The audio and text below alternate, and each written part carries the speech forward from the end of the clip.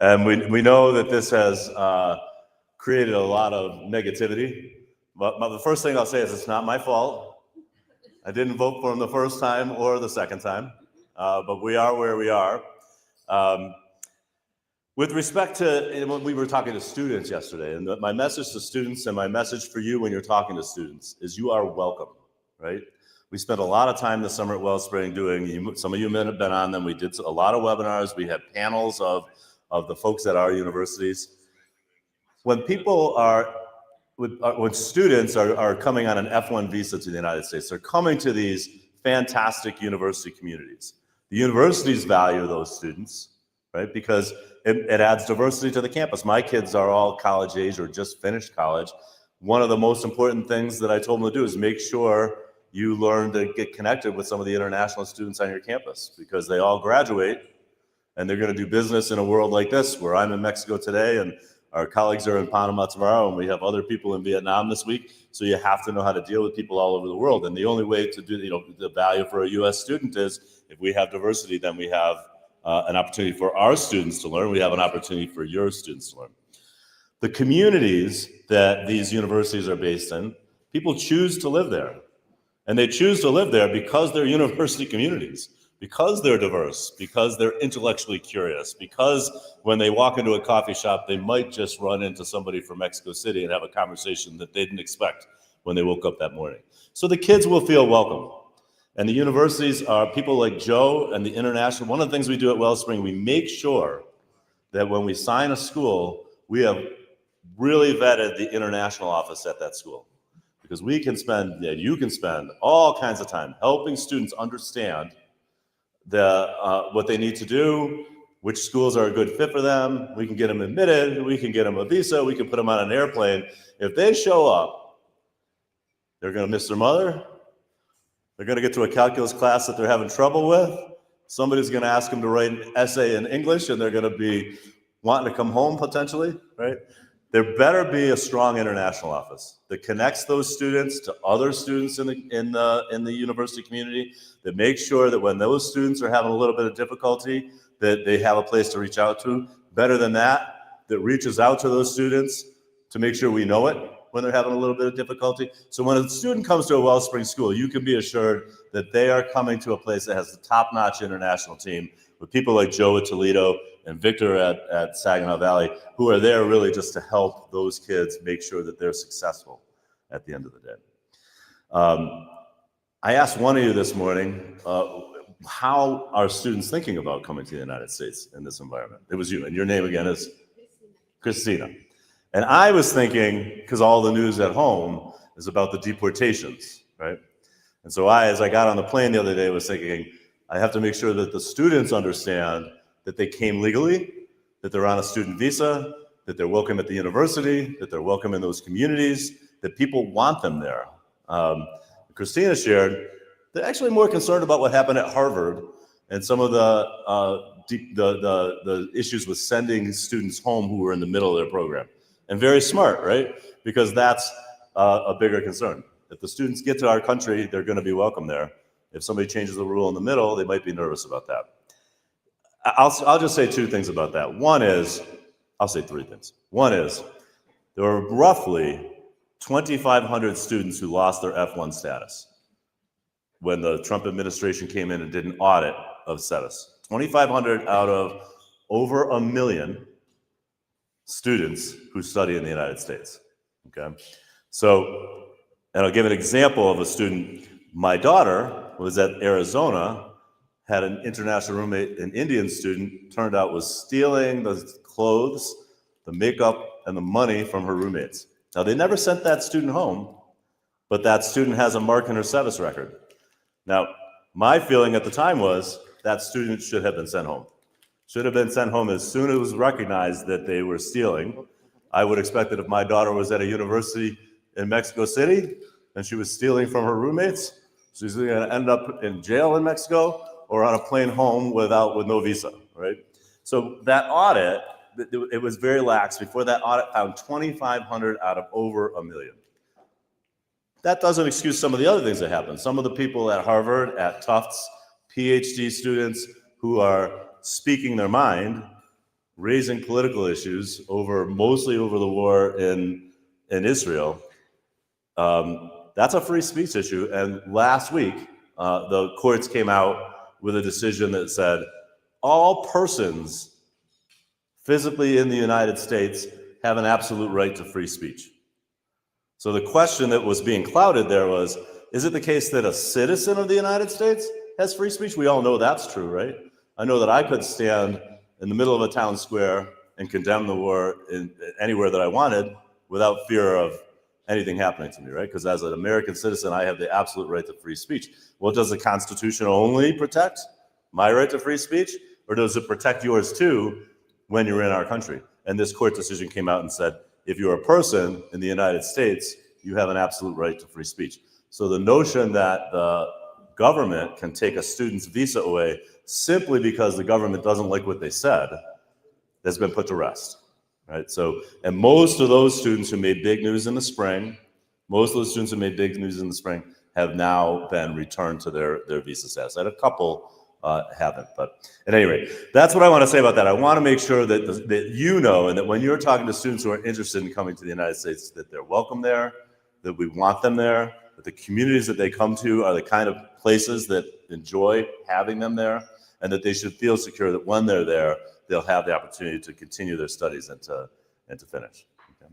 So with that, I'm going to turn it over to Joe, and we can get on to the universities. And I'll thank each of you. I hope I'll get a chance before the end of the day to just speak individually with each of you. But what I want to say then is thank you.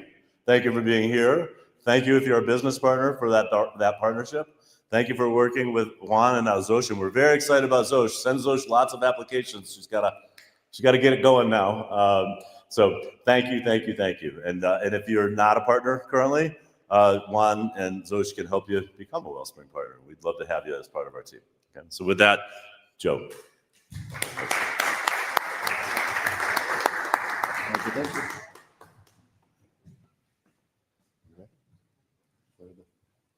Are you my slide director? Just say next, and I'll do it.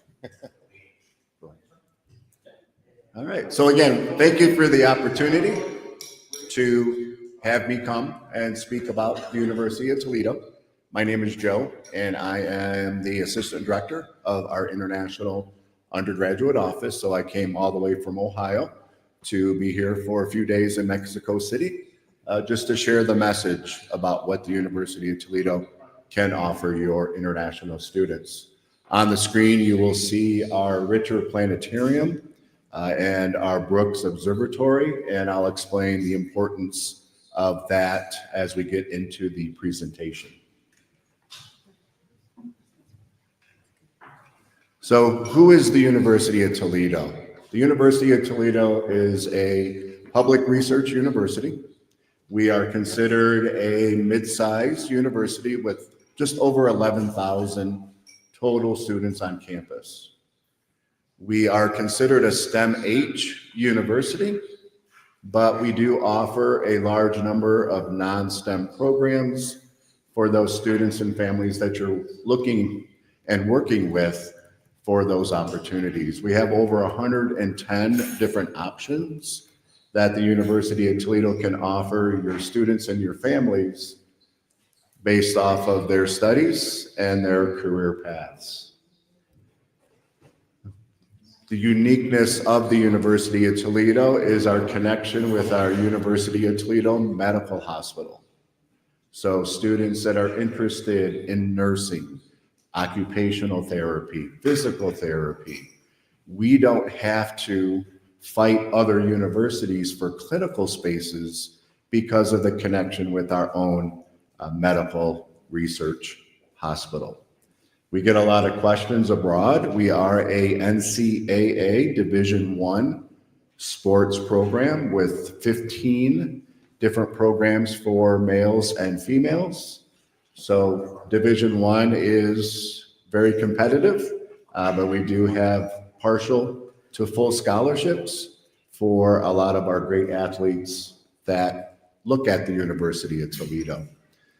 Toledo, Ohio is considered a Midwest state, and you see on the screen just a map of the various larger cities that you or your families may be familiar with.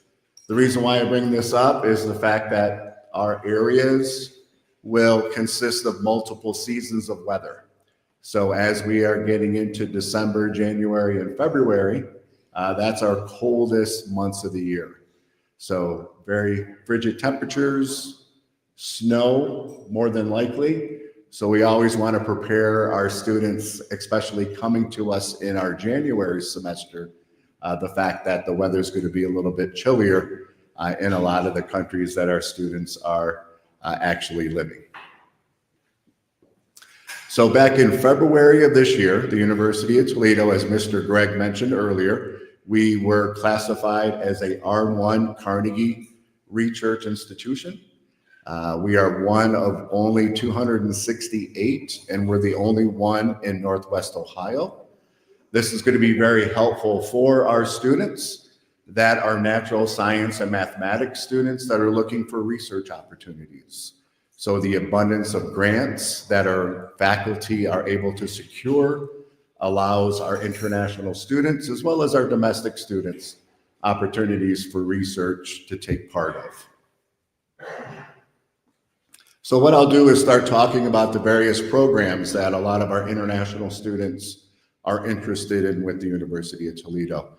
As mentioned, we are a STEM-H university, so the most popular program at the University of Toledo is through our College of Engineering. We offer over 11 different programs in engineering, science, and technology. What sets the University of Toledo apart amongst other universities is we have written into the curriculum 3 semesters of work experience that are required for graduation. So we are only one of 2. But does that working terms in all programs or only for Only specific engineering science. Okay. Yes. So we are one of 2 universities that actually have up to 1 year of work experience before they graduate. What's unique about this is because it's part of the pathway to graduate, students are able to use their curricular practical training to be able to work off campus to earn wages. So we're really happy with those opportunities that students are able to take off campus based off of the F1 restrictions for students that would be required to live or to work on campus for only 20 hours per week. So when I visit families and when you talk with parents, what you can assure them is our students will earn on average roughly 10,000 USD per semester of co-op. So at the time of graduation, we can tell families that they can secure up to 30,000 USD of wages even before they graduate. Solamente un paréntesis aquí en Spanish, porque quiero que esta parte quede supremamente clara. O sea, esto es una oportunidad que realmente no ofrecen todas las universidades en los Estados Unidos, por más de que los CPT son una realidad en todas las universidades.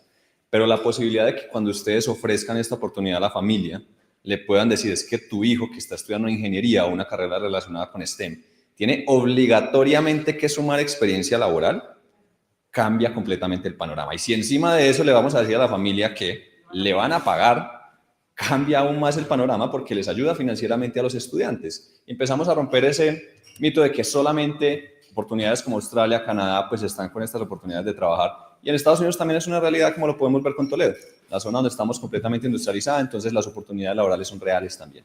Sorry. No, questions. Pero ¿cómo legalmente solamente pueden trabajar dentro de la universidad por la visa? Okay, so what they're saying is legally you can only work inside the university. Under the F1 student visa, on campus 20 hours per week, but because of this being required for their program, they're able to take that advantage of the curricular practical training to work off campus. Okay, and you help the students to get into the companies that they needed, or? Yep, so on the slide, we have our Shaw Center that actually assigns to students. So they'll sit down with the student who's mechanical engineering, and they'll say, okay, are there companies in mechanical engineering that you want to work for? We work with 46 states in the US and 44 countries abroad with our co-ops because of our accreditation with ABET.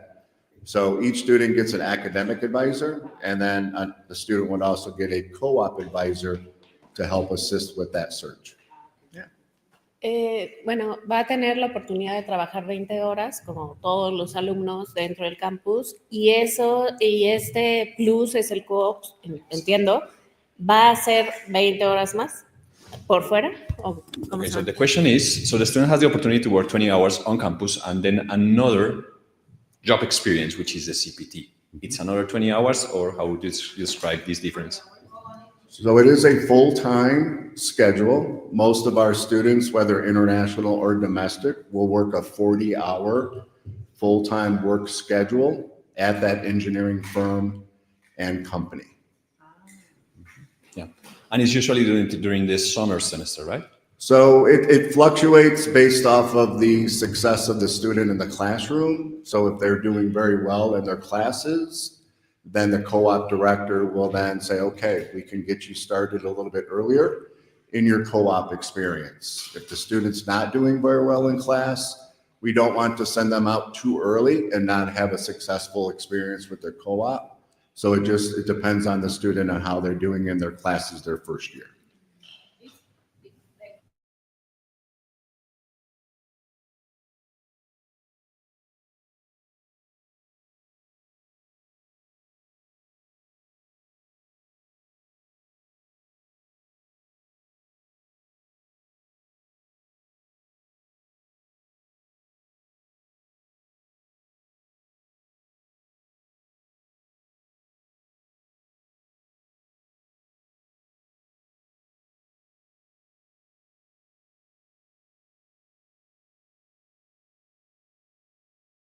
De trabajo otorgada por la universidad relacionada con la carrera que no tiene nada que ver con ese entorno laboral que se ofrece en campus. No lo van a relacionar a los 18 tampoco. No. Por ningún motivo. O sea, después van a tener sus 3 años todavía de experiencia. Exactamente. It's not part of the OPT. In which moment they can start to work in co-op with relation to the engineering? So all students would start their second year of study. Yes. That way they can establish a university GPA. Correct, exactly. Yes, yes. Go ahead, Joe. So we do have a lot of students that may be not interested in the co-op experience. So our College of Engineering will also provide research opportunities in place of the co-op experience. The only difference is research generally is not paid. So if it's important to the student and family to earn that income, then definitely the co-op direction would be the right choice. But we get a lot of students that want to take part in various research opportunities, especially with the announcement of the R1 Carnegie designation. We're getting a lot more students interested in doing research because of those opportunities. But yeah, great questions so far. Next slide, please. So the second academic college I want to talk to you about is our College of Business. And the University of Toledo every year is generally ranked a top 100 business school in the nation. A couple different reasons why. The number one reason is the opportunity for up to 10 different concentrations that a student can graduate from. Our most popular international programs are professional sales, marketing, management, and information systems. Personal story, I went to the University of Toledo and I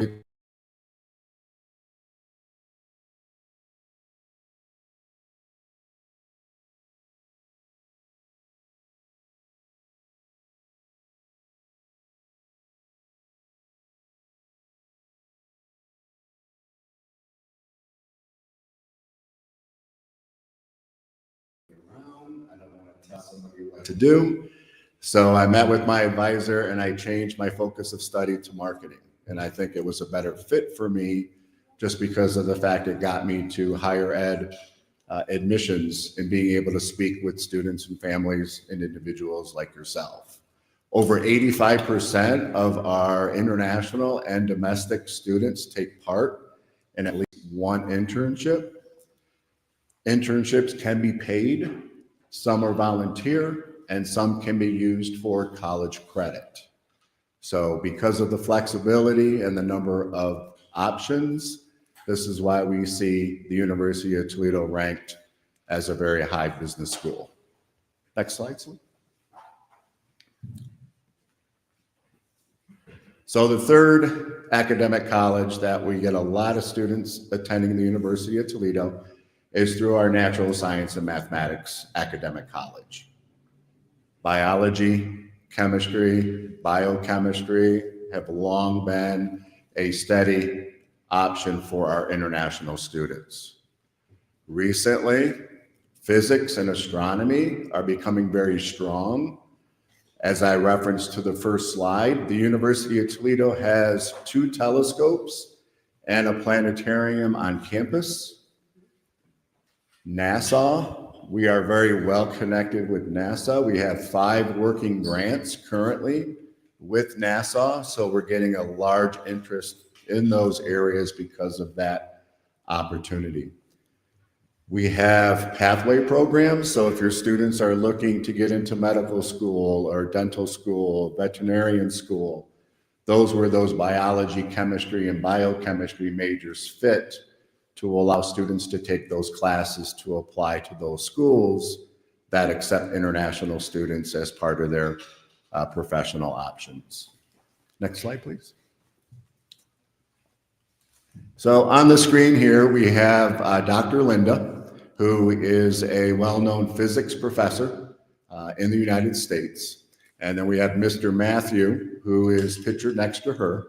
Matthew is a graduate student in physics, and he was actually asked to be part of the James Webb Space Telescope for the summer semester.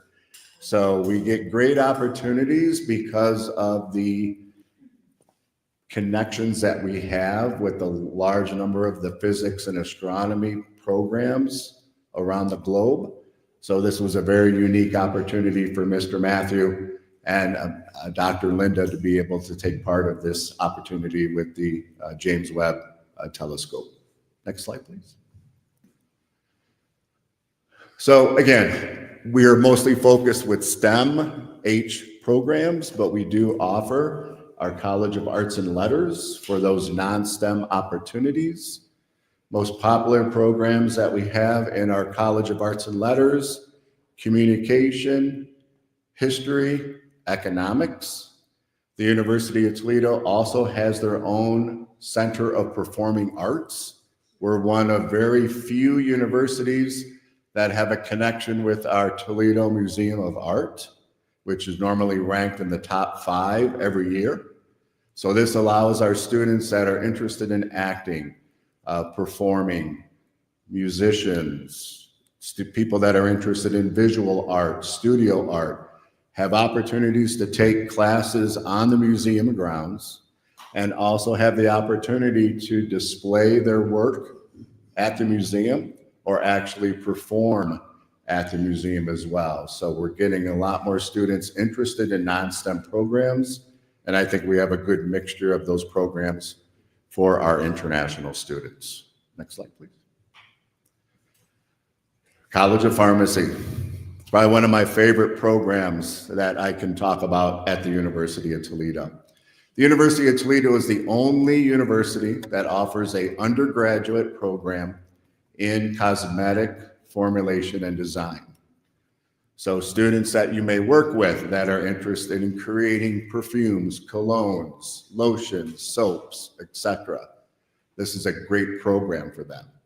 Students that want to get into the food industry and have interest in cooking, this is a great opportunity for those students as well. Since we're the only undergraduate program in the United States, we have 100% job placement. And students have an opportunity to complete a required internship in their 3rd year of the program to determine, do I want to go the cosmetic route or the food industry route? As far as those students that are interested in becoming pharmacists, We do have a PharmD program, which is only a 6-year program where they would take 4 years of undergrad and 2 years of grad study in order to take the next step to be licensed as a pharmacist in the United States. We get a lot of students that are interested in honors college. How do I be an honor student at the University of Toledo? So we do have an honors college that does a separate admission process, different from the general admission process that we work with at the University of Toledo. As mentioned, our pathway programs connected with our Natural Science and Mathematics College is definitely a great opportunity for our international students to pathway into those various programs.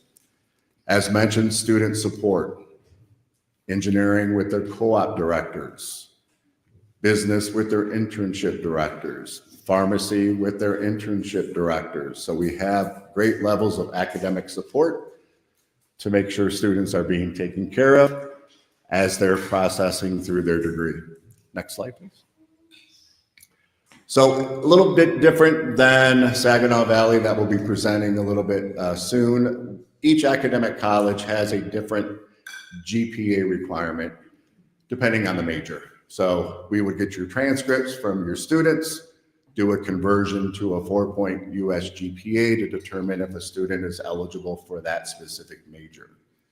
We offer a wide variety of different English language proficiency options that you see up on the screen.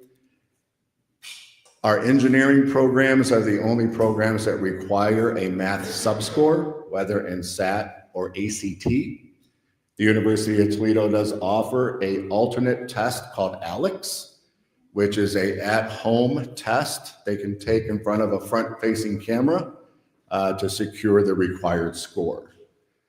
For students that haven't done the SAT or ACT, we strongly urge them to do the ALEX because from a cost factor, it's only $20 USD to take it, and they don't have to go to a testing center.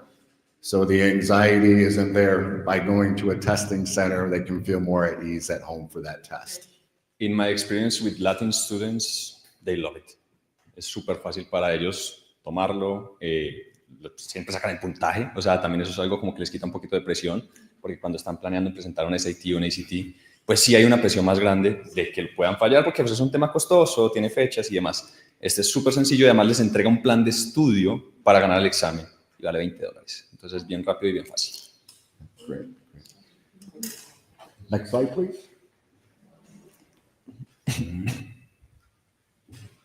All right. So, of course, we're going to talk about scholarships and financial support for families abroad.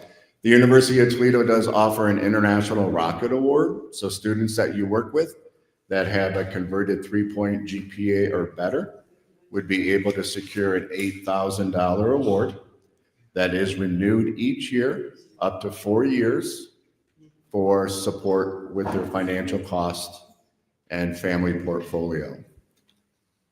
Just one more. Una pregunta muy importante que me acaba de hacer aquí Cedra. ¿A cuánto equivale en equivalente mexicano?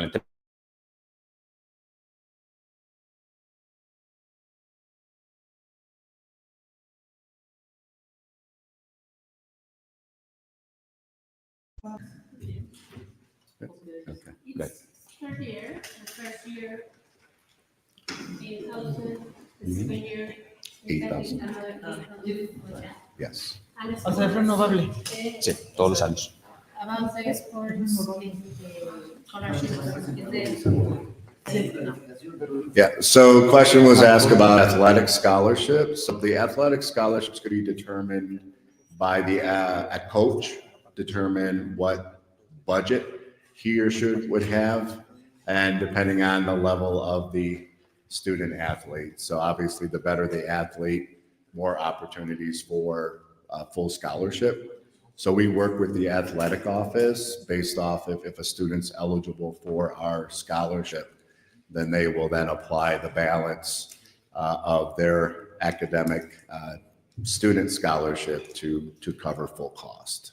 Yeah. Did you accept all sports or only Because they have 15. So yeah, so I mean, we don't offer every sport. So at the University of Toledo, most popular male sports for students coming abroad are tennis, golf, swimming, track, cross country, and also obviously American football. Females, we do again golf, tennis, swimming, track, cross country. So very few that will come to play basketball, either men's or women's side. So we do have some second tier sports options. The last 4 years, over half of all of our men's and women's tennis, golf, cross country were all international students. Okay, and they can get the scholarships after they arrive to the university because they need to put their application with the coach, no? You're talking about scholarship from the athletic coaches. So we give the student the admission, then the student works with the athletic office to file correctly with the NCAA. They'll let us know what that cost of the scholarship will be. That way we then can provide an estimate cost of attendance to have the I-20 issued. So we'll try to do all that prior to the I-20 issuance once we hear back from the athletic office on the scholarship offer. Yeah. So a little change with this specific scholarship. It used to be a 3.0 every year to renew. So now it's actually a lower renewal GPA at only a 2-point GPA. So I'm very happy that they were able to look at some trends to be able to have that scholarship GPA renew a little bit lower. Next slide. So when I first started with the University of Toledo almost 11 years ago in the international office, we didn't really have a large support from our academic colleges. So over the years, our academic colleges are looking for great international students.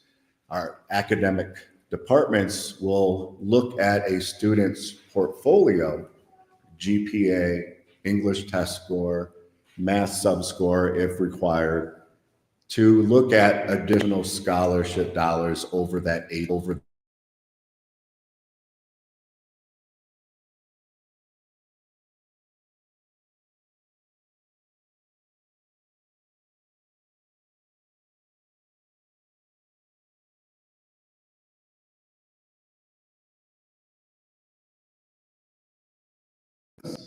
they're automatically awarded a $1,500 scholarship, no matter on GPA, as long as they're admissible to the program.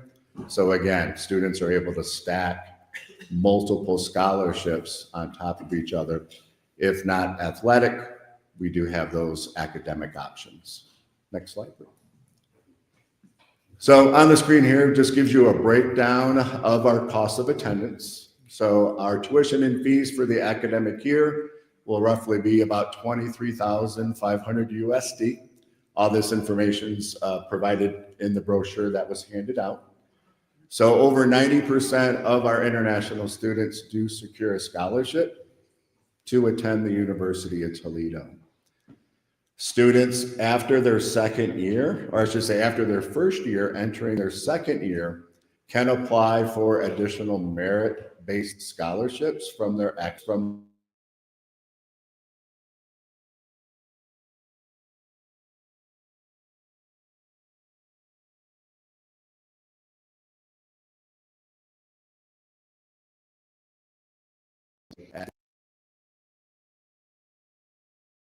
international award as long as they're a good performing student. The University of Toledo offers what is called a Toledo tuition guarantee. So whatever that tuition is for that freshman year, all the way up until that fourth year, the tuition will remain the same. So if there are any tuition increases, it's not going to affect that student's family budget for tuition and fee cost. So the University of Toledo, as well as a large number of other universities, will have a housing requirement. So University of Toledo does have a housing requirement for all incoming freshmen under the age of 21.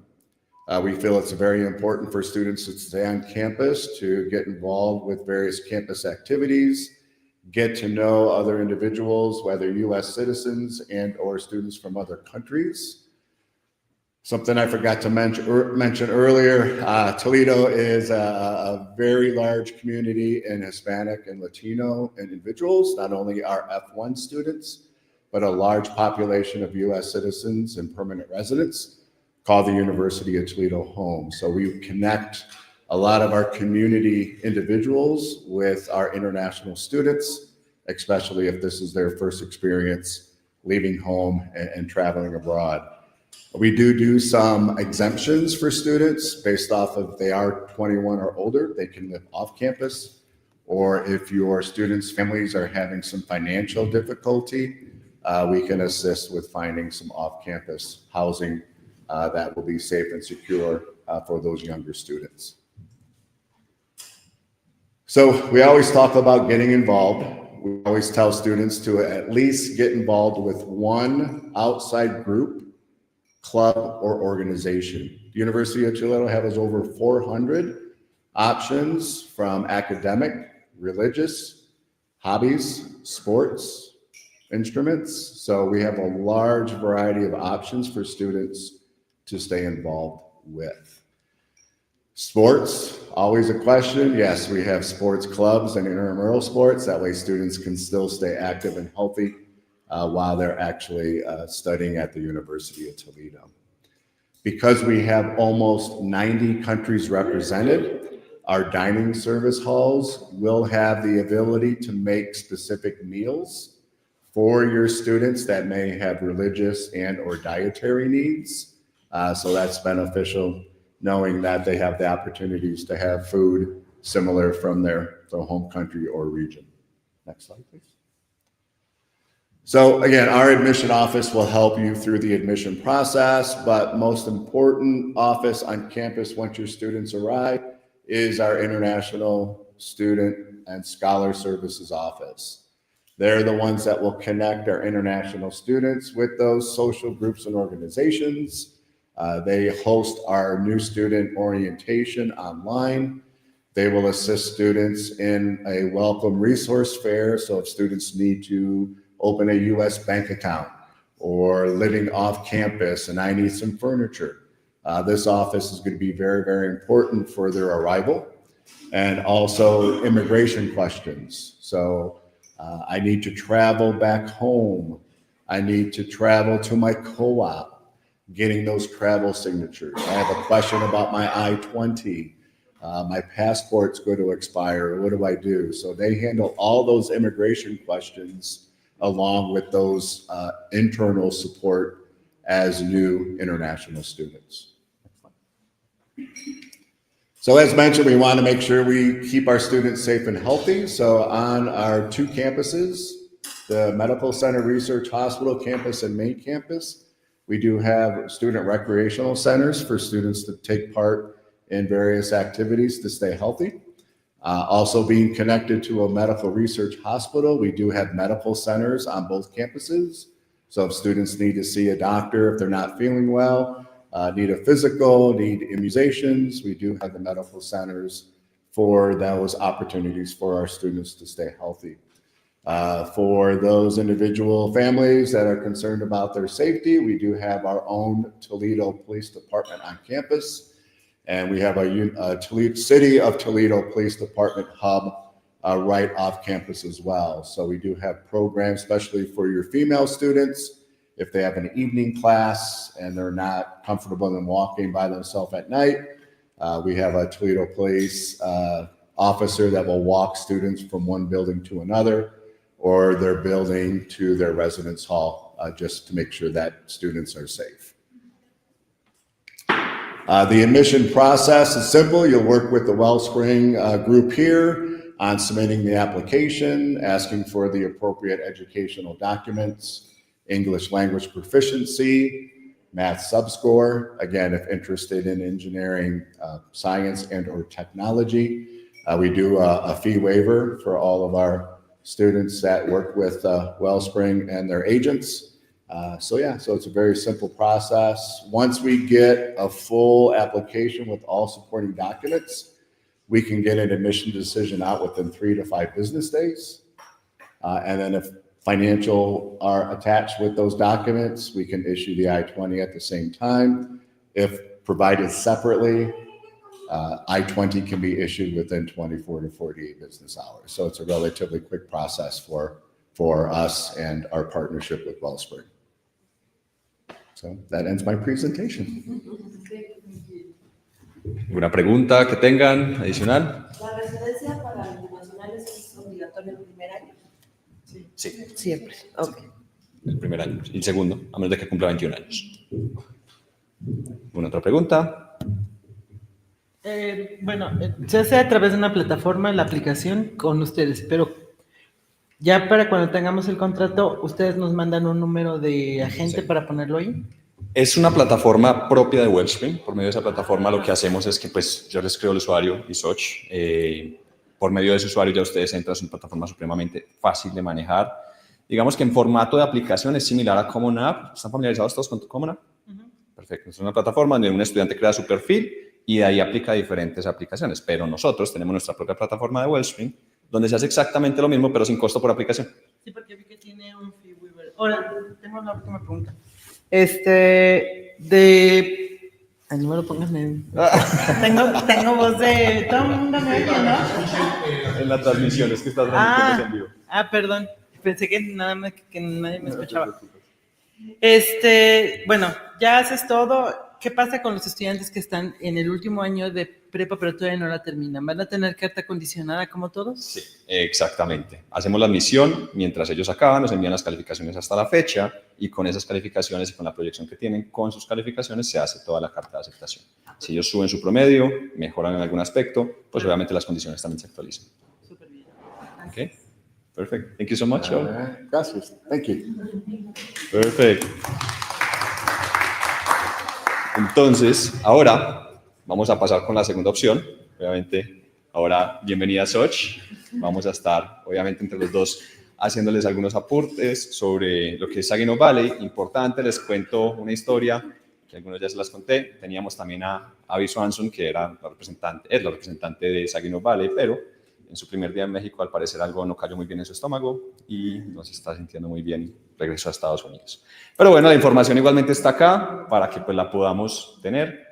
Entonces, Soch, bienvenida. Bueno, pues muchas gracias.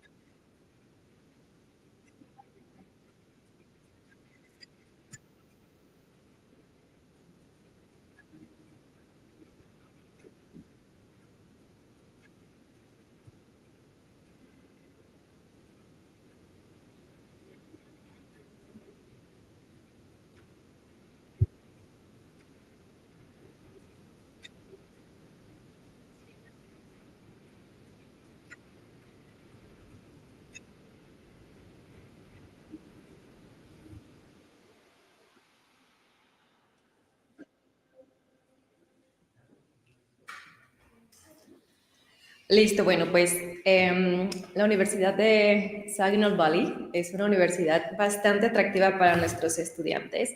Como pudieron ver en el video, pues es un ambiente que los envuelve 360, ¿no? Desde la parte académica, las instalaciones, la parte del housing que vamos a ver más adelante. Entonces es una excelente decisión para los estudiantes, sobre todo un poco acompañado de lo que ya platicó Joe en la presentación de Toledo, pues es una zona en la que quizá no estamos tan familiarizados, porque quizá lo vemos un poquito más lejano, pero es una región que nos ofrece bastante, sobre todo para aquellos que están buscando más el tema de la industria, la tecnología, y pues aquí se pueden dar cuenta, es una ciudad maravillosa, es hermosa, hay muchas cosas que hacer, es tranquila, pero al mismo tiempo no está alejada de aquello que a lo mejor si quien está buscando irse a un concierto, a algún evento grande, no sé, se puede comunicar muy fácilmente con otras regiones de alrededor. Total. Además, está solamente como hora y media más o menos de Detroit.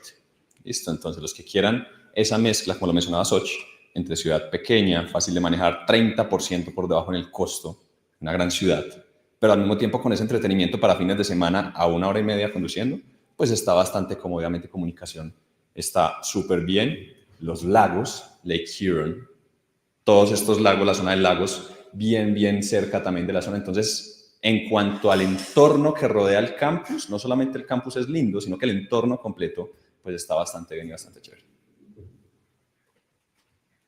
Siguiente. Y bueno, para platicarles un poquito cómo funciona la universidad, aquí podemos ver que cada año tenemos alrededor de 6.800 estudiantes nuevos. Sin embargo, las clases son pequeñitas, lo que hace que pues, el estudiante que a lo mejor esté un poquito nervioso, que no entendió la clase, pues pueda tranquilamente levantar la mano, acercarse a los profesores y que pues tenga una inmersión mucho más cercana en sus programas de estudio.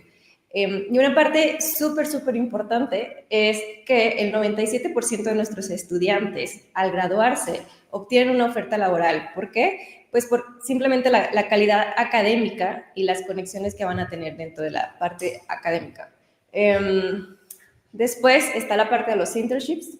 Exactamente. Entonces tenemos, como lo veíamos con Joe, en una zona tan industrializada, el 84% de los estudiantes que están con nosotros hacen CPTs.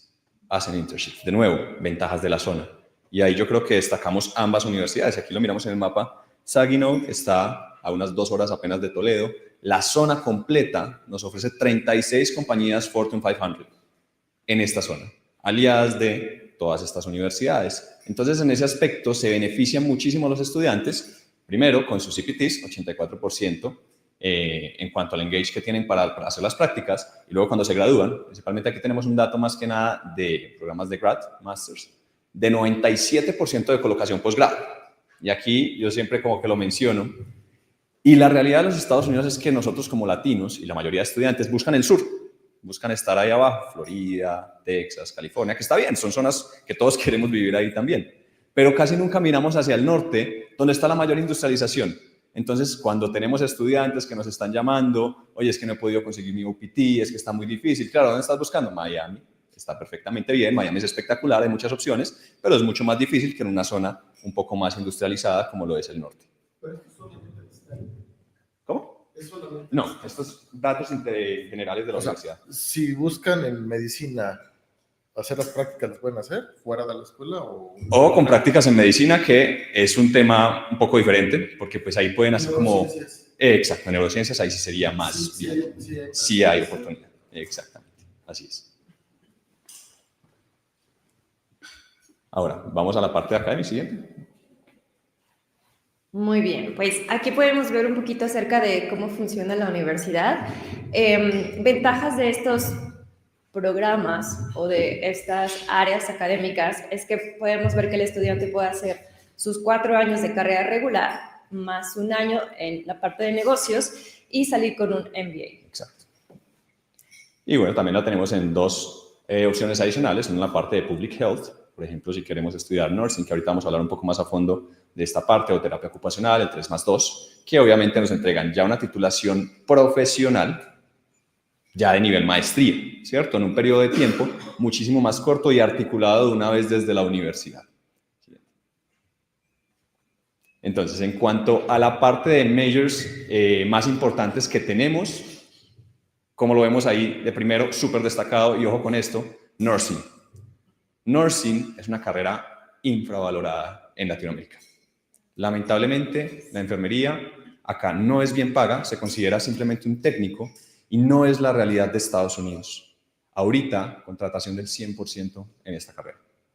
Súper difícil de entrar inclusive en los Estados Unidos. La mayoría de universidades tienen lotería de aceptación, o sea, por más de que tú seas admitido, tengas un super perfil, necesitas entrar a una lotería a ver si te seleccionan y puedes estudiarlo.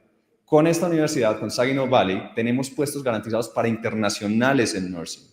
inclusive no solamente con el puesto, sino también con un currículum supremamente interesante para llegar a la titulación profesional de nursing y, como les mencionaba, con unas chances de contratación casi que del 100%. Entonces es un path supremamente asegurado. Segundo, la parte de business, que también es buenísima.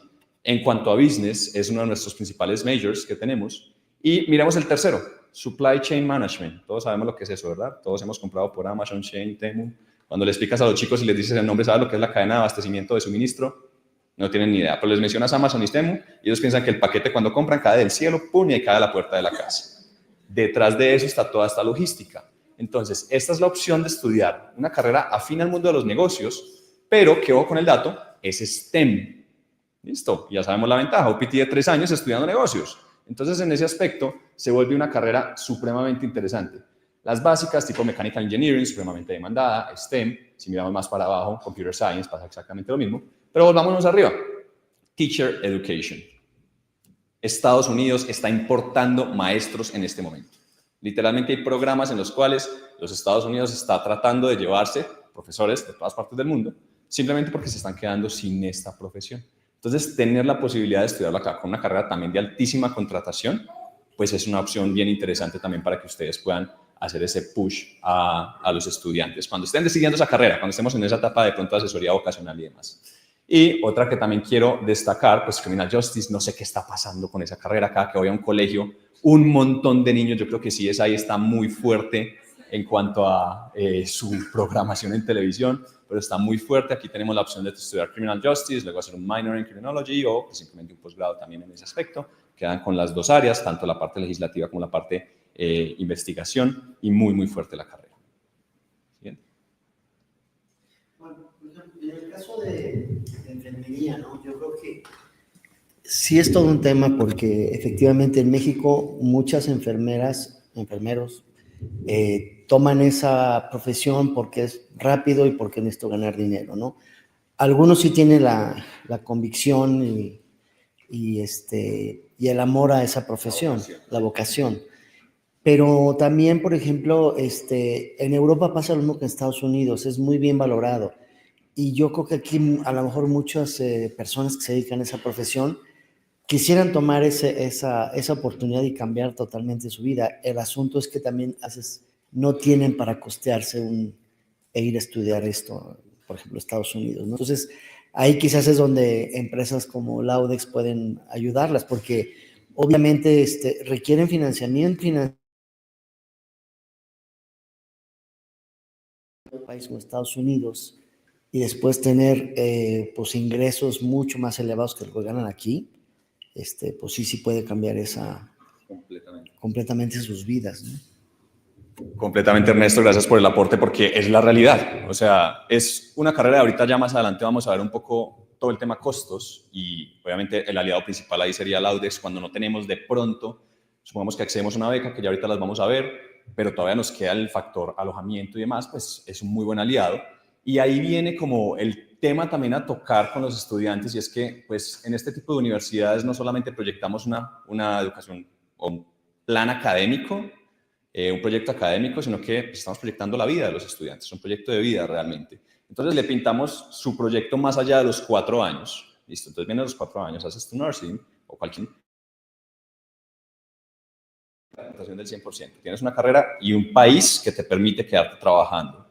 Y los salarios de entrada por encima de los $80,000 por año, pues ahí es donde pues llamamos a la Laudex, venga que le voy a pagar, ¿cierto? Entonces se vuelve ya como un proyecto mucho más acertado para el estudiante, obviamente con retos de mantener tu nivel académico, de graduarte a tiempo y demás, para que podamos cumplir con todo ese plan. Pero sí se entiende, y por eso vuelvo y lo digo, nursing, un tema súper infravalorado, que tenemos que tratar nosotros también como guías en la educación, empezar a hacerles entender a los estudiantes que es que esto no es solamente un estudio técnico, que sí se puede hacer una carrera profesional, inclusive llegar hasta maestrías desde esta perspectiva de nursing. ¿Listo? Ok, perfecto. Aquí tenemos algunos de los programas más populares recientemente, que quizá pueden sonar, no son tan una carrera, pero realmente sí son una carrera, son muy completos y son muy solicitados últimamente. Tenemos la parte de publicidad digital, User Experience Design, Tenemos también la parte de finanzas, investment. Entonces, todos estos programas están bastante interesantes y justo recientemente hablando con estudiantes, pues ellos también están buscando unos programas que ya no son los tradicionales, que obviamente pues se necesitan, ¿no? A mí me encanta, por ejemplo, investments. O sea, uno tener esa carrera como carrera, no como una materia, no como un estudio técnico, al igual que, por ejemplo, digital marketing, toda la parte también que vemos allí, por ejemplo, digital publishing.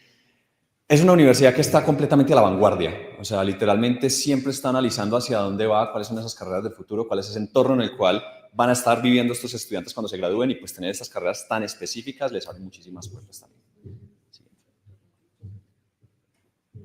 Entonces, puntos claves acá, de nuevo, un college supremamente fuerte en la parte de nursing, 96% de contratación. Si miramos toda la parte aquí abajo también, de las escuelas de negocios, ustedes conocen esta acreditación, miremos estas últimas siglas que están aquí abajo, AACSB, ¿las han escuchado? Las famosas coronas de los negocios. Hay 3 coronas, esta es una de ellas.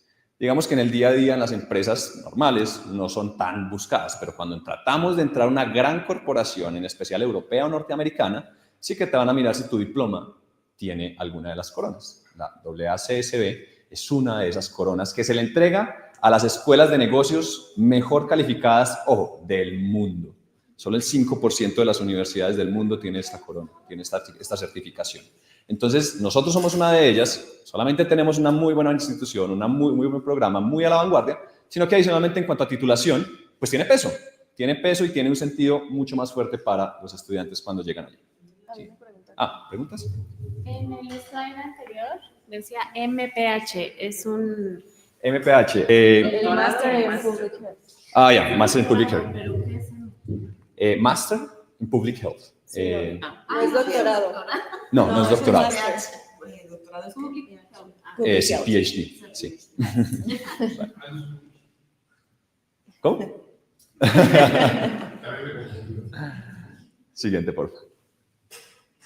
Ahora, vamos a hablar de toda la parte de alojamiento. Muy bien, bueno, esta parte sabemos que es sumamente importante porque pues nuestros estudiantes van a vivir en esta universidad al menos 4 años de su vida. Entonces, algo que tenemos bastante interesante dentro del housing es que estamos rankeados número 1 en todo Estados Unidos. Esto quiere decir que es excelencia, es comodidad, van a tener la garantía de que sus estudiantes van a estar en un lugar seguro. Y, ¿me ayudas con la siguiente? Quiero mostrarles un poco cómo se ven las residencias. Entonces, tenemos estas casitas hermosas donde los estudiantes van a compartir. Hay de entre 4 a 6 estudiantes por casita, por así decirlo. Tienen sus baños privados, tienen sus cocinas, o sea, tienen todas las facilidades. Y aparte, bueno, ya vimos que el lugar está espectacular, pero pues que también es parte de la universidad. Entonces no se tienen que preocupar por buscar algo por fuera, que bueno, sin embargo, si alguien quisiese vivir fuera de la residencia, es posible, sí, pero sumamente recomendamos que sea en este espacio porque tienen todo lo que necesitan y pues está justo dentro de la universidad.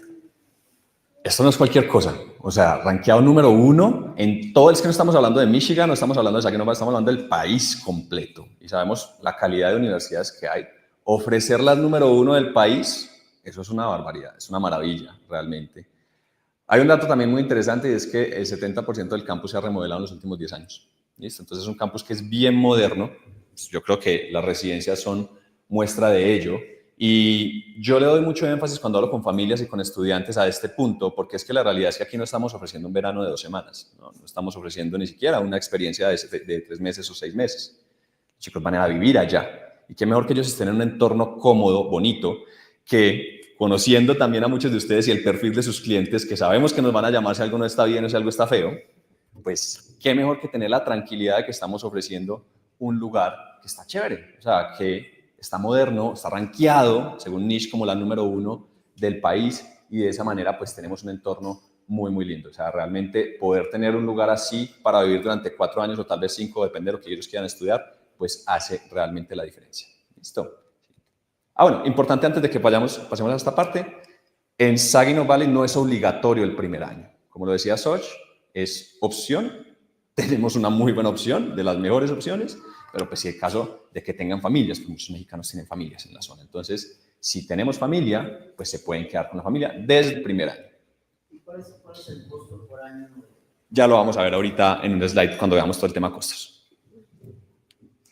Bueno, esta parte también es muy importante porque sabemos que los estudiantes no solamente van a ir a estudiar. Entonces tenemos las diferentes comunidades que obviamente van a aportar mucho a su experiencia, tanto la parte deportiva, la parte social, artística y de liderazgo son las principales áreas, pero claro que ellos se pueden involucrar en una o más. O sea, simplemente si ya traen el hobby desde acá, que quieren seguir practicando, que quieren seguir haciendo comunidad, se pueden integrar a todas las que tenemos disponibles. Y eso es algo importante, pues no solamente en Saginaw, sino también en Toledo. Si de pronto hay alguna organización en la cual ellos quieren estar, pero no está en la universidad, siempre son bienvenidos a tratar de crearlas. ¿Listo? Yo quiero crear una organización, qué sé yo, de jugar ajedrez, porque es mi pasión y porque me gusta, y creo que pueden haber más estudiantes en esta población de 20,000 personas, pues claramente también la universidad siempre está abierta a crearlos. ¿Y por qué para mí esto es fundamental? Porque es que pues la realidad es que, y más de nuevo en el mercado latinoamericano, que todos lo conocemos muy bien, pues las familias buscan enviar a sus hijos, sí, por una experiencia académica, pero también por una experiencia de vida, por esa vida en comunidad, que se mantengan entretenidos,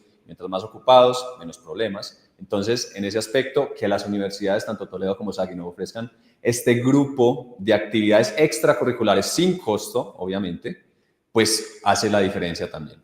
Un punto fundamental, y ahí vamos al siguiente slide, please, es la parte deportes. Entonces, en cuanto a deportes, tenemos primero los clubs. Okay, lo que estamos viendo en pantalla son los clubs donde cualquier estudiante puede participar. Entonces ahí tenemos, como por ejemplo, bolos, cheerleading, baile, equitación, bien interesante. Uno que a mí me encanta y pilas que me costó entenderlo, pero es muy importante ahorita para los chicos, esports.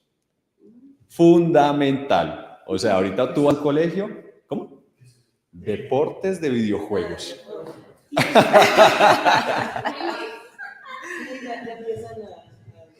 Es muy importante. Tenemos coliseo. ¿El qué?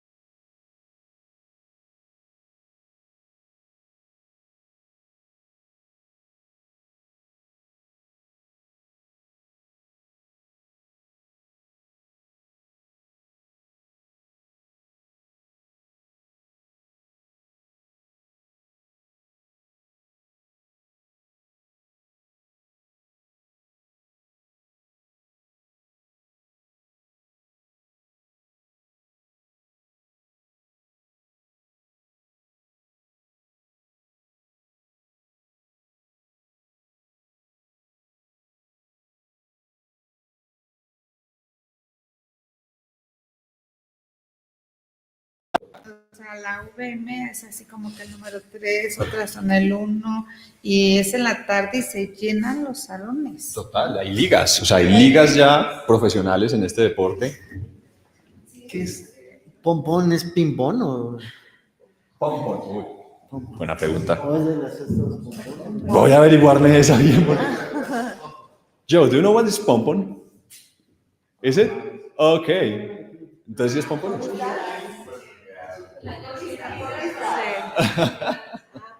Es porque las cheerleaders son más de acrobacias, más de baile. Según yo, pompón es más como coreográfico. Ay, ¿por qué me quito el micrófono?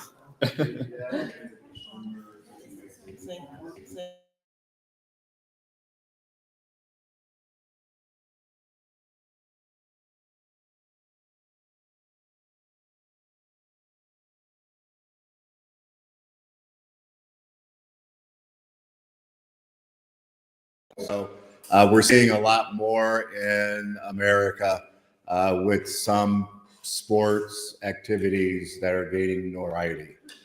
So pom-pom is basically that. We've seen in the US, you see this more in gymnastics with the large streamers. So they may incorporate the streamers with the traditional pom-poms that you see cheerleaders cheer with. Thank Thank you, Joe. you. I'm sorry? Sailing is in Michigan. Oh, From- yeah, from sailing, Toledo.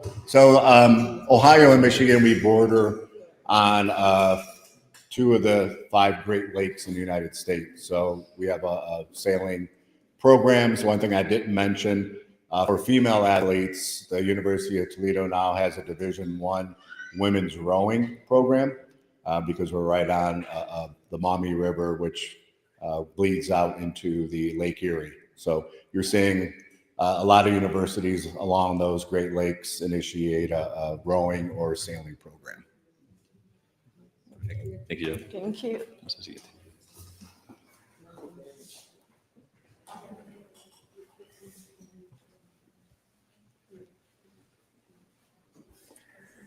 Entonces, vamos con los deportes. ¿Listo? ¿Cuáles son los deportes donde realmente tenemos competencia? Lo primero que tenemos que aclarar entonces es que somos Division 2 en la parte deportiva. ¿Qué pasó, Steph? No, que es que después no entiendo, le puse en español. Lo explico, vale, vamos a aclararlo. Vamos. Por ejemplo, exactamente. Entonces, las divisiones deportivas en Estados Unidos, en la parte, siempre se divide la profesional y luego vienen las académicas. ¿Listo? Entonces, la profesional, estamos hablando de NBA, NFL, la Major League. ¿Listo? Todas estas ligas donde ya las vemos por televisión y donde está LeBron James y toda esta gente. ¿Listo? Luego vienen debajo de ellos las divisiones deportivas académicas o las universitarias. ¿Cuáles son esas? Exactamente. Entonces, Alex, que es una experta en el mundo de los deportes, nos lo acaba de explicar muy bien, vienen los drafts, ¿cierto? ¿Dónde están los drafts? Que es donde salen la selección de los jugadores que van a ir a la liga profesional cuando están graduando de su universidad. Vienen las ligas deportivas. Entonces, las ligas deportivas tienen principalmente, bueno, son 5 divisiones, si no estoy mal, pero las 3 principales, Division 1, Division 2 y Division 3.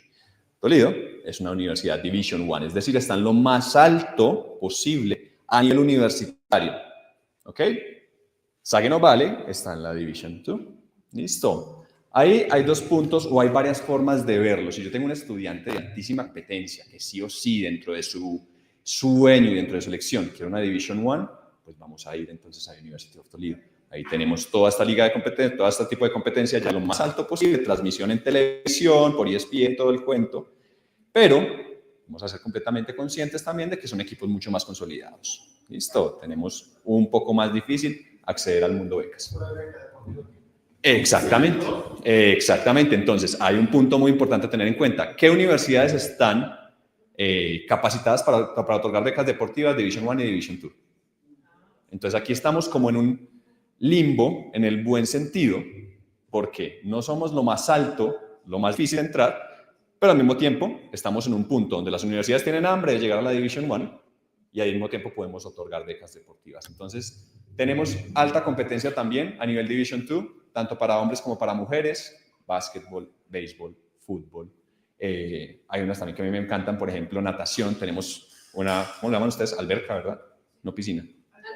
Una alberca grandísima, obviamente tamaño olímpico, con calefacción, porque obviamente estamos en el norte. Entonces, se da el entorno para que podamos llegar a estas posibilidades de becas deportivas. Obviamente no es fácil, listo, hay que tener muy en cuenta eso cuando tengamos el estudiante enfrente. Mira, es una posibilidad, pero quien nos dice si sí o si no es tu talento.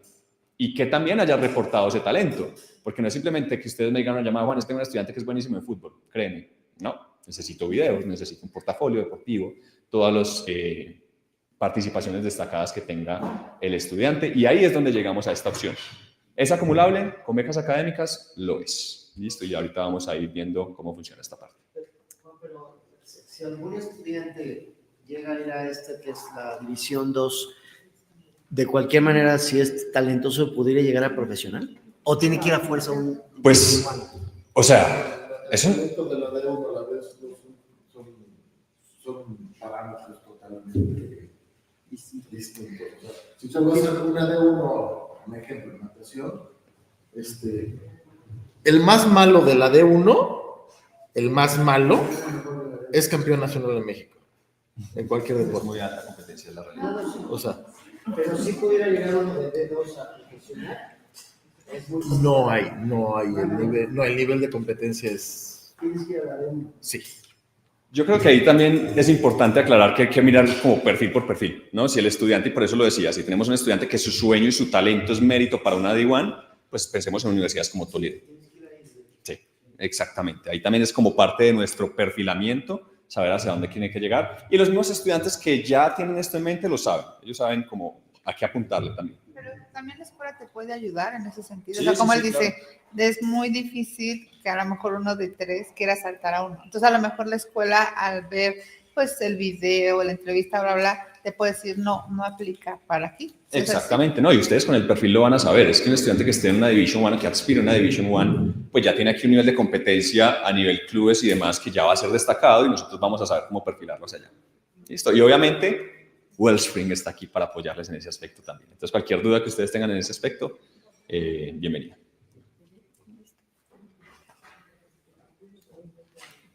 Ahora, la parte más interesante de todo, toda la parte de costos. Vamos a la siguiente, porfa, Mac. Vamos a hablar de costos. Muy bien, aquí tenemos algunos de los costos, pero justamente les queremos compartir algo muy, muy importante, porque estos costos que ven acá aplican para cualquier estudiante internacional. Sin embargo, justo para estudiantes mexicanos tenemos un beneficio especial, que es que el estudiante el estudiante mexicano va a pagar como estudiante local. In-state tuition. Sí, son aproximadamente $13,000 el tuition. Y sobre eso, si tienen un buen estudiante académico, deportivo, puede buscar tener alguna beca adicional. Entonces, por ahí, que se les quede bien guardado si tienen un estudiante que estén buscando una muy buena universidad con un costo bastante accesible. Ojo, y digan a sus estudiantes, siéntanse afortunados su pasaporte. A mi hijo colombianito no le aplica. Es para mexicanos. Una pregunta. ¿Esas oportunidades aplican solamente en la primera carrera o en sus primeros 4 años? ¿O esas carreras complicadas que hacen que primero tienes que estudiar neurociencias? Para todas. Para todos. O sea, para la segunda carrera puedo volver a aplicar con becas. Sí, nosotros la con beca ofrecemos. deportiva. Sí, la ofrecemos, porque por ejemplo, primer incluye la escuela de medicina, ¿cierto? Que nosotros no somos escuela de medicina. Entonces, los primeros 4 años de pre-med sí le aplica esta ventaja. Agarrarías a un estudiante de D1 con beca deportiva del 80% y te la jalarías para hacer medicina si viene de neurociencias. Es posible. Y mantendría su 80% de beca. Más lo que tenga por el otro lado. Obviamente, a ver, yo quiero ser completamente honesto con ustedes y vamos a entender que, pues aquí el tema nuestro, principalmente de ustedes, es un tema de negocio, ¿no? Un estudiante de esos no va a generar mucha rentabilidad, porque estamos hablando de becas altísimas, ¿ok? Pero es un estudiante que a manera de mercadeo, pues va a ser maravilloso, ¿cierto? Esa acumulación de becas, obviamente yo creo que también va en un perfilamiento que ustedes puedan hacer, qué tanto la familia está dispuesta a pagar, cuál es su presupuesto, qué tanto yo quiero hacer push para bajar ese costo, lo que yo más pueda a mi estudiante, ¿cierto? Pero la universidad nos entrega esas herramientas de poder coordinar diferentes tipos de becas y poderlas asignar al estudiante, bien sea por la beca que nos está contando Xochitl en este momento, que es la beca por simplemente ser mexicano. Listo, de nuevo, afortunadísimos, qué envidia. Segundo, el tema deportivo. Y tercero, si el estudiante es académicamente bueno, pues también ahí hay otro rango que puede estudiar, aplicar el estudiante. Y cuarto, pues todavía si le falta pagar, pues está Laudex. Entonces, pues realmente tenemos todo el paquete completo que podemos ofrecer aquí para estudiantes dentro de Estados Unidos. Quedan 13,000. Está bien. Por eso preguntaba hace rato cuánto cuesta el boarding, ¿no? O la residencia, porque entonces 13 más cuánto, porque los papás siempre te van a preguntar. Total. Y para poder comparar, yo les digo, a ver, si quieren comparar, tienen que comparar tuition contra tuition. Y o manzanas con manzanas. Tuition más la manutención contra también lo que te cuesta aquí tu hijo. No le vas a rentar el cuarto de tu casa. Exacto. Pero sí cuesta, gasta una parte proporcional de luz, agua, comida. Entonces, si quieres comparar realmente, entonces ese es un dato importante porque al final dices, por año te va a costar tanto y aquí las universidades top valen tanto. Completamente. Pero si tú lo mandas a tu hijo al extranjero, va a tener una experiencia que no la va a tener en México, ¿no? Completamente de acuerdo. Completamente de acuerdo. Entonces, aquí para entender un poquito tu pregunta, Ernesto, gracias, lo vamos a ver. En la parte de arriba abajo tenemos costos de graduate, masters, ¿listo? Pero en la parte de arriba tenemos los estimated para pregrados, carreras, programas. Entonces, costo sin beca, $24,000. De hecho, va de 24 a 28. Para mexicanos, 13,500, si no estoy mal. Ustedes lo tienen ahí en sus 13,680. Perfecto. Sobre eso aplicamos becas. ¿Qué más hay que sumar? Entonces, ahí vemos costos de living expenses, incluyendo housing y alimentación. $11,450. ¿Listo? Creo que hay una pequeña actualización que se debe hacer. La tienen ustedes más actualizada en el folleto. Menos. Vamos a sumar entonces también los misceláneos que incluyen todos los materiales. Y ojo con esto, seguro médico. Muchas universidades no incluyen el seguro médico. Y no es un costo menor. En algunas universidades es un costo de $3,000, $3,500. Entonces es un costo que pues, bueno, no nos va a dañar la venta, pero pues es representativo, ¿cierto? Y alimentaciones, Milton. Exacto, totalmente. Completamente, entonces esto es todo incluido. Pero pueden seguir con su seguro familiar. Si es más Sí, o sea, si lo no tienen, justifica. pues, o sea, mira, yo siempre se lo digo a las familias, si tienen el seguro y pues no quieren tomar el de la universidad y les cubre bien, pero tengan en cuenta que si algún acontecimiento pasa, toca reembolsos, toca que ustedes llamen y demás. Con este está cubierto por la universidad, yo sé manejar. Mi hija la mayor tuvo su evento la primera semana y la mandaron a hacer estudios que no los necesitaba porque simplemente no comía, se le bajó el azúcar. Pero son tan exagerados que la universidad pagó mi deducible para decir que se le subió el azúcar, pero vieron mi seguro y era mucho más grande que el de la universidad. Y te restaron de mejor. No, le pagaron a mi deducible y se gastaron $50,000 en sacarle la presión. Dios santo. Ay, qué dolor y qué susto. Pero bueno, si es posible que lo hagamos también con seguros propios y se puede deducir de eso los misceláneos. Entonces, en ese aspecto, completamente flexible. Entonces, si queremos tener una idea, de nuevo, para que comparemos manzanas con manzanas, y yo tengo entendido que ahorita, por ejemplo, el TEC de Monterrey, que es uno de los más populares y donde más los chicos van, está alrededor como de los $15,000 el año, ¿verdad? ¿O alguien piensa algo diferente? Depende de la carrera. Depende de la carrera, pero si queremos tener como un promedio, como $15,000. ¿Cierto?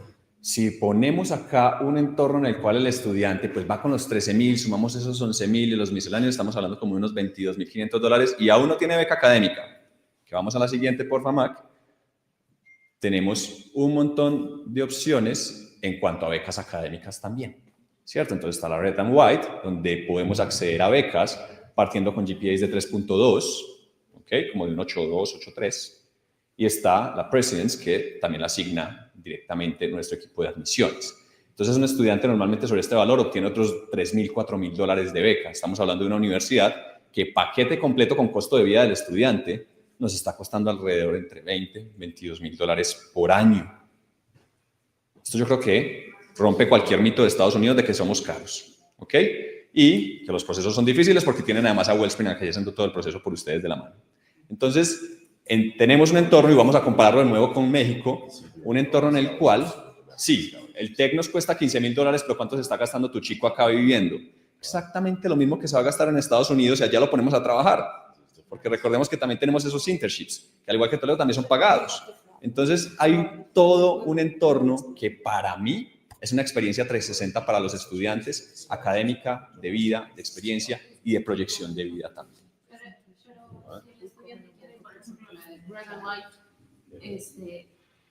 ¿Qué tiene que hacer? ¿Qué tiene que hacer? No, simplemente con su GPA. O sea, aplicar. Exactamente esa es la respuesta, que manden las calificaciones y nuestro equipo en automático las asigna. Igualmente. I'm missing most of this because I told you my Spanish is not that good. But I just want to make sure, because Saginaw Valley provides all students from Mexico with in-state Michigan tuition, so the starting tuition is $13,500. The scholarships then are a little different than these scholarships. Is that what you were saying? Yeah. All right, I want to make sure. Good. Sí, son un poco diferentes, por eso no les mencioné 10,000. Las becas pueden ser más o menos entre $3,000 y $4,000, no van a subir hasta lo que están viendo acá, porque ya sería, pues inclusive deberíamos plata a las familias, pues donde... Exacto, total. Pero entonces, si las becas pueden llegar hasta unos $4,000 extras, que pueden ponernos un entorno más o menos de unos $20,000 globales. ¿Vale? Y vamos a la siguiente, porfa. Siguiente, porque esto no aplica para ustedes. Requisitos. Y bueno, pues esta parte de admisiones es muy similar a lo que ustedes ya conocen. Entonces, básicamente es tener su tira de materias, mantener un buen promedio para acceder a este tipo de becas. Nosotros les vamos a ayudar con todo el proceso. Entonces, dentro de la plataforma, por ejemplo, si sus estudiantes tienen en mente más de una opción, y obviamente que sea parte de Wellspring, nosotros podemos apoyarles a hacer su perfil completito de su estudiante y de ahí poder enviar el tema de las aplicaciones a sus diferentes opciones. Súper importante el tema del inglés, pues saben que también las universidades aceptan diferentes certificados. Entonces, no precisamente nos vamos a casar con el IELTS, sino que también tenemos desde el Duolingo, podemos La siguiente, presentar... ahí está. Otra más. Ahí está. Acá están. El TOEFL, IELTS, PTE, está por ahí también el Duolingo. Entonces, la presentación de la certificación de inglés está bastante sencilla. Incluso si hay estudiantes que vienen de IB, exacto. Es también Se les un poquito homologa. el proceso un poquito más sencillo.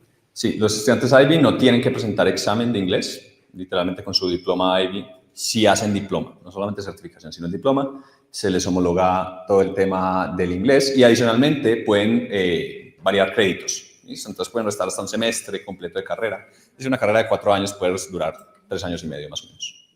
¿Vale? ¿De ahí salen los Cardinals en fútbol americano? No, el tema con los cardenales es que es de la zona el pajarito, entonces por eso está parecido. Lindo, ¿no? Un poco, sí.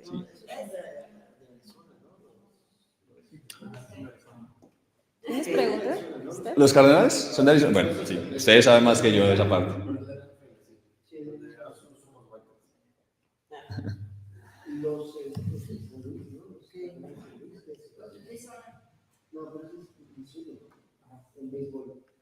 Sorry. No problema. Aquí yo también estoy aprendiendo, entonces tomando notas. Pues listo. Y eso es, entonces, pues realmente yo creo que ahí como para recapitular y vamos a pasar rápidamente a que pues conozcan un poco y vean cómo se ve el portal.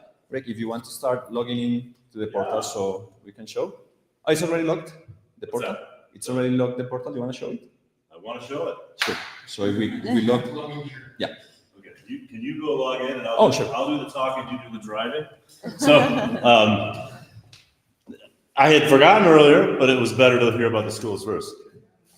I realized this morning I should have channeled my inner Steve Jobs and I should wear the black polo shirt and the jeans, because what you have today, you're the very first people in the world to have access to the new Wellspring portal. So we spent the last year and a half completely redesigning the way the portal works, and I'm stalling right now while we just get that open. Yeah, keep going longer and longer. And so you'll see it's beautiful. The biggest improvement, in addition to being much nicer, the profiles are clean. There's a lot of icons, summaries of information, but there's an AI on every page. All right, and that AI will answer questions in whatever language you ask the question in. And so this is a great resource for your counselors. They can ask and get answers to any question about the university. It's a great resource to share with parents who maybe the students, we know we need the students to speak English, but maybe mom or dad would prefer to be able to interact with the bot in Spanish and get their answers in Spanish. So the way, like a lot of AI bots, the way it works is if it's on the university's website, you'll find the answer, right? If it's not on the university's website, the answer won't be there, right? So it's a couple of little things we're still working out with it. Toledo is here. We at Wellspring represent the University of Toledo for their undergraduate programs, but they have a big graduate school there as well. And since that's on their website, you can ask and get all the answers you want about the grad school at the University of Toledo. You just have to remember that as a Wellspring agent, the processing of applications under the commission structure is limited to the undergraduate. But if you have a graduate student who's interested in Toledo, I'm sure Joe would be happy to let them in either way. And we would probably process the application to them. We just wouldn't have a commission structure for that. So, all right. What's that? Well, we could also talk about macronutrients. I learned today that you can put pineapple in a tamale. So I'm going home to let my wife know that you can put pineapple in tamale. Is that a macronutrient or not? Greg, can I interject one thing? Yeah. So I put a pen on everybody's station. You can use that for writing, but there is an actual chip that's built into the pen. So if you have an iPhone or working with a student or family, you can just click that clip on the camera section of your pen or your camera, and our international student website will actually pop up on your phone. So again, if you need more, we can certainly ship those to you, but it's something new that we found from a vendor, and it's been really helpful so far. So perfect. Yeah. Thank you. All right.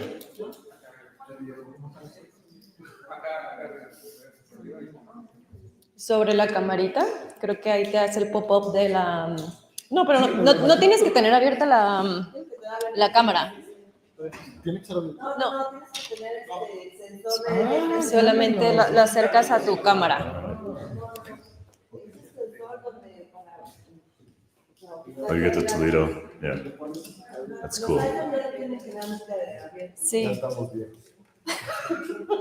Ya entraste al siglo XXII. Por ejemplo, para pagar con tu celular, cuando vas al Oxxo y quieres pagar con tu celular, tendría el NSC. Ajá. Es el mismo sistema.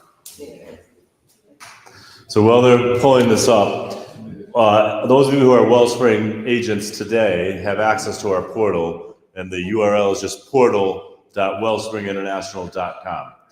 And that'll continue to work with the old version of the portal. All you do to go to the new version of the portal, instead of putting portal, just put the number 2, portal 2, and I'll show you when it gets up there. So portal and the number 2.wellspringinternational.com will take you to the new version of the portal. And we're going to leave both up at least until Christmas, because we know that when we roll out new technology, maybe there's something that doesn't work exactly the way. The broader the audience gets, the more you find. So you'll always have access, or at least till Christmas, till we're sure, you'll have access to go back to the old portal if something's not working for you the way you expect in the new portal. And then after we're sure that it's working for everybody, it'll cut over automatically. And here it is. So you'll notice on this part of the portal, those of you who've been in before, the design hasn't changed. It's just a little updated graphically. It's much prettier than it was, but the menus on the left are the same as the menus that have been there before. It starts with a list of items that might be important for you to look at today. And then if you click on either applications or students, you can always look in the portal at applications either by application or by student. If you click on students and the student has more than one application, you'll see both of them, right? If you click on applications, you're going one at a time. So maybe just go into the student list. Just click on students.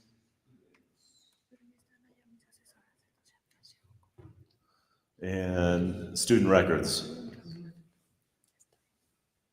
And what'll come up is a list of individual people, right? So you have Miguel as one of your clients, and you have an application for Miguel to Saginaw Valley and an application for Miguel to Toledo. From this view, you can see both applications in the same place.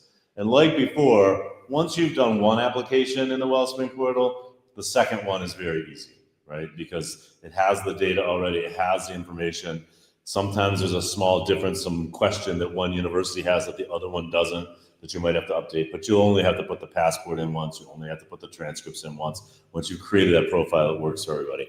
So I'm not gonna spend a lot of time here. It's just the same as before. We made good effort to make sure that we didn't want to have to retrain every agent in the world, so we just updated how it looks, and it's much more secure in the background than it was before. And then we click on schools to get to the list of universities that Wellspring represents. Okay, and this is starting here is where all of the big improvements in the look and the feel, the graphic design of the system is much nicer than it was. Scrolling across the top is just all of the universities we work with. So if you know which one you want to go look at today, it's a quick shortcut for you, right? So we want to look at Toledo. Since Joe is here, you just click the Toledo circle as it goes scrolling by. Hopefully it's not moving too fast. If you think it's moving too, you wouldn't believe how much time went into how fast should it move so that people can see it and still click on it in time? So, anyhow, these are the new profiles, and they're much cleaner, much prettier, much more information. They all are anchored with a video that gives you a little bit of information about the institution. If you scroll down, there's a summary and some icons that just sort of give you, at the very highest level, you can see, because in the map that's blue, it's Ohio. You see what kind of programs they have and some of their academic offerings there. And as you go down, this is just iconic, and it's just, can I skim it and know what these guys have, know what's interesting there. It'll talk about the colleges, it'll talk about engineering, etc. You want to get more specific, there's a menu up on the left near the top, and you can see information. So click the information. This is the information that used to be in the old portal, just redone into a new format, right? So a little bit more detail about the academics. And as you scroll down, it's like a whole web page on a page, right? We don't try to repeat the whole university website. The university has a website with thousands of pages that they maintain every day. We're just trying to give you sort of the high level, a little bit about the housing, a little bit about the academics, a little flavor of what it's like to be at the university, right? So this is a little bit thicker, I guess, in information. It's paragraphs that you can read.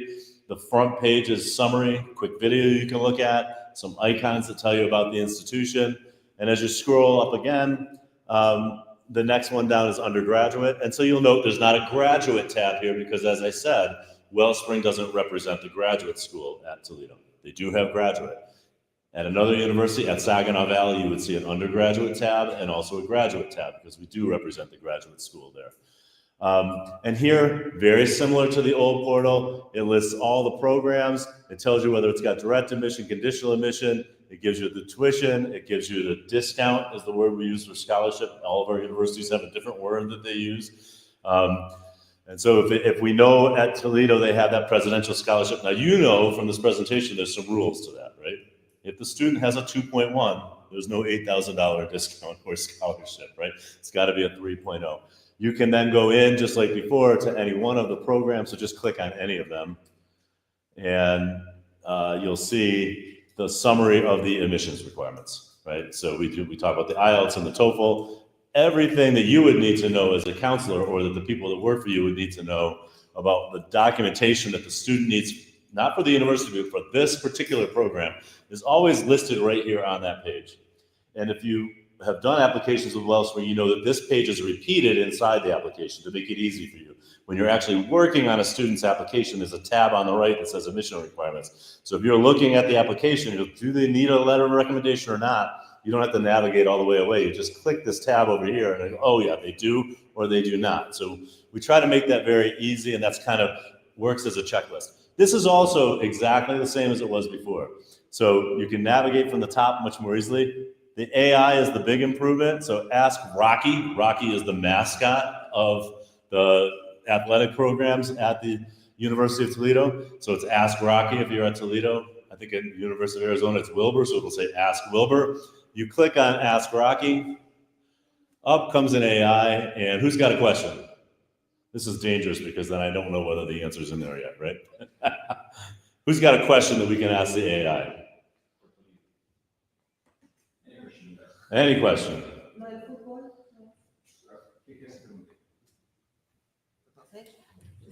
Ah.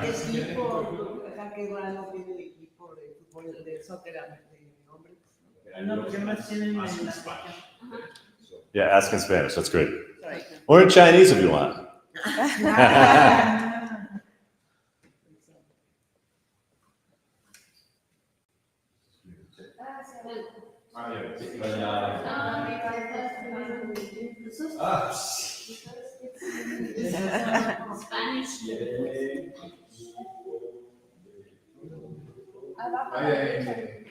Un soccer, porque si no va a sonar americano.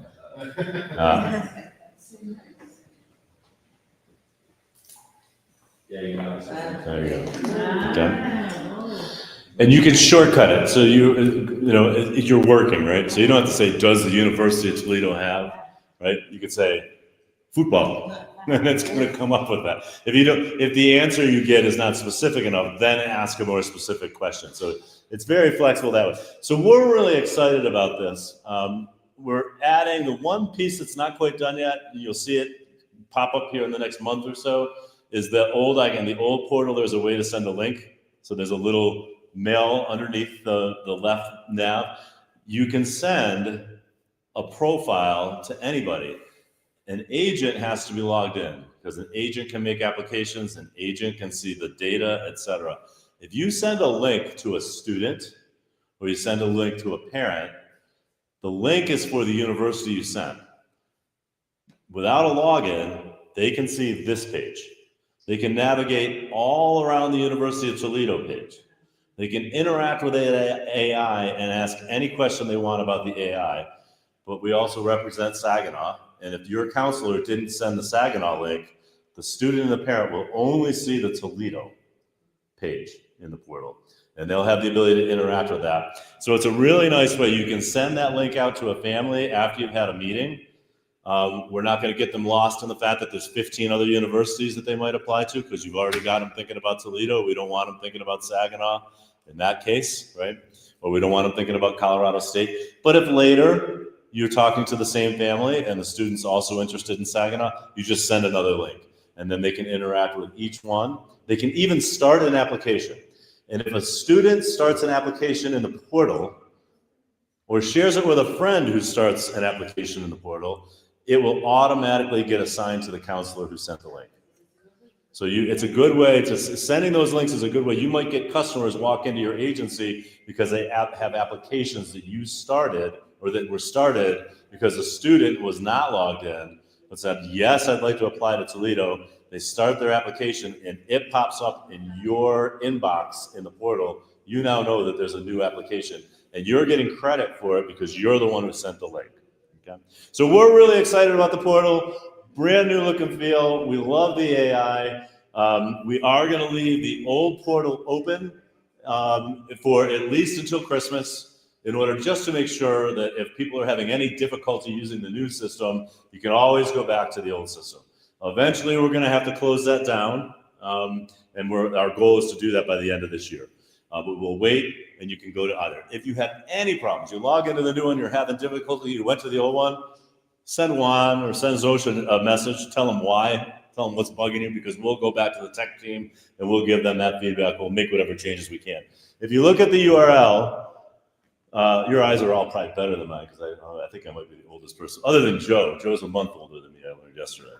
At the top, the URL is https, and then it says portal with the number 2.wellspringinternational.com. So if you've logged into portal before, just add the number 2. It'll take you here instead. And if you decide that this isn't working for you or you need something that's in the old portal or something's just not quite right, just take the number 2 back out again and you can go back in. The logins are the same. So you have a login to the Wellspring portal, then you just use exactly the same login to log into the new portal. You don't need to do anything to update that. So really excited to roll this out. You're the very first person in the world to have it. You'll see, because we're going to do a global announcement here, I think at the end of this week, which probably means in 2 more weeks. When you do technology, it always takes at least twice as long as you think it's going to take. So anyway, glad to share this with you. I hope it's helpful. We're really excited about the AI. And I just want to end where I started by thanking all of you for being here today, for thanking you for your business, for trusting us to work with your kids. We can't do what you do. A short story. When I started this business, I had a U.S. recruiting company. We thought we knew exactly how to do recruiting. We knew how much Google and Facebook to turn on to get just enough leads to come in, to go into a call center. If you tell me I want 100 students, I could have told you exactly how many dollars we have to spend to get you 100 students. And then our folks are going to make phone calls. So when we went into international, we thought we were really smart. We're just going to do the same thing. We'll put the same ads in the same places. We'll figure out what the dials are that we have to turn. The leads will come in. We'll convert those leads and we'll have students. No, didn't work. We had lots of students. You know what we didn't have? We didn't have mama. We didn't have anybody's mama. The kids would come in, they'd make their own profiles, then they would announce to their parents that they were leaving to go someplace else. And of course, the parents would be like, no, you're not going anywhere. So we learned very quickly that the agents are the backbone of this business, that what you do every day to build a relationship with families, to gain trust over a very long period of time, so that you can sit across the table and tell mama, yes, the people at Toledo are good people. Yes, you can trust that Johnny's going to be okay when he goes to Toledo. We can't do that, right? Only you can do that. So our whole business is focused on the agents, and we really appreciate the partnership that we have with you. So thank you again. Thank you also to Laudex for making the space available to us. Yeah, and put your hat on. Let's take some pictures. Chicos, algo importante, obviamente el portal es una ayuda espectacular, va a ayudar a solucionar muchas preguntas, la inteligencia artificial va a ayudarnos aún más, pero recuerden que nosotros estamos aquí para ustedes, ¿listo? Tanto Soch como yo, si ustedes nos quieren en reuniones con papás, ahorita te entregamos todo. Estamos aquí para ustedes, para lo que necesiten, si nos quieren llamar, que nos reunamos con familias, que los acompañemos a colegios, lo que necesiten. Ustedes saben cómo trabajamos Soch y yo. Nos gusta esa atención personalizada para todos ustedes y pues aquí estamos. Y pues bueno, de nuevo muchísimas gracias por su tiempo. Como lo dijo justamente Greg, vamos a tomarnos una fotico. Yo creería que por acá, ¿verdad? ¿Aquí queda mejor? Súper. Sí, please. Sí. If you want to put it on your head.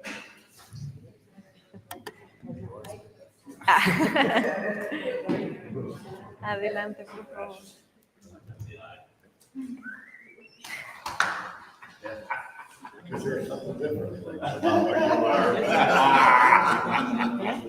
Oh, let's be nice, Joe. You're supposed to be the light.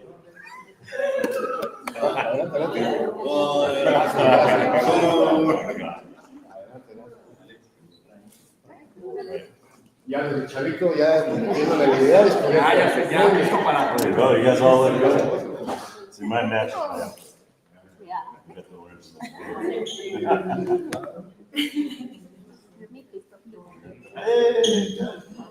Keep your Wellspring colors. If we do this one to the side, You and we put all of our Well, all the way on the side, so it's outside. Do you want it in the middle, or do you want it one on either side? Ahí está bien, ahí está bien.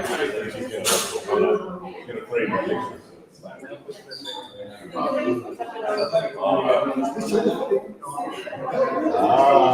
I okay?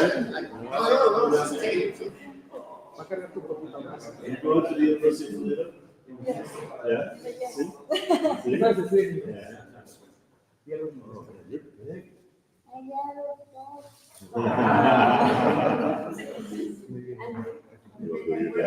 Ahí está tapándola. Yo me voy atrás. Let's get that look. Well, I'm not sure it's okay or not. There you go. Joe's done this before. 1, 2, 3.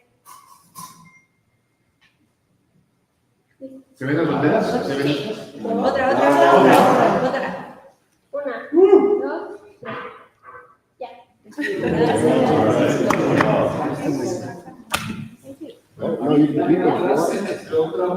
You're so good. How old are you? ¿Cuántos años tienes? How old are you? ¿Cuántos años? How old are you? 4.